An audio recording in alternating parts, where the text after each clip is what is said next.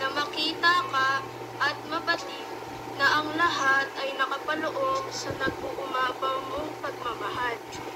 Salamat po sa isa na namang taong magtatapos sa mga oras na ito. Ang mga puso namin napuspos ng tuwa't galak.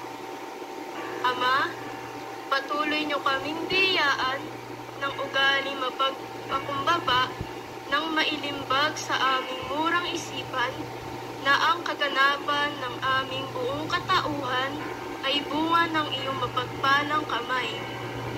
At dahil dito, kami ay taus-pusong nagpapasalamat sa iyo.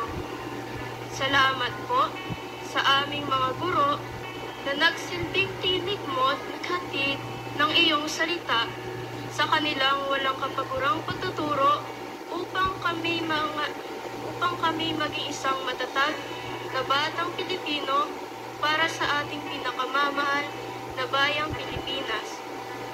Sa pinuno ng aming mahal na paaralan, ang South Damhari Elementary School Main na nagsilbing paningin mo upang kami umasa at mangarap na sana'y patuloy naming matamo ang kalidad ng edukasyon para sa mga susunod pang bukas.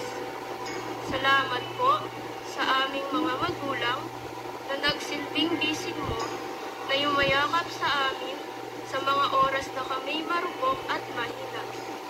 Nagpapasalamat din kami sa aming mga kamag-aral at kaibigan na nagbigay kulay sa aming paglalakbay.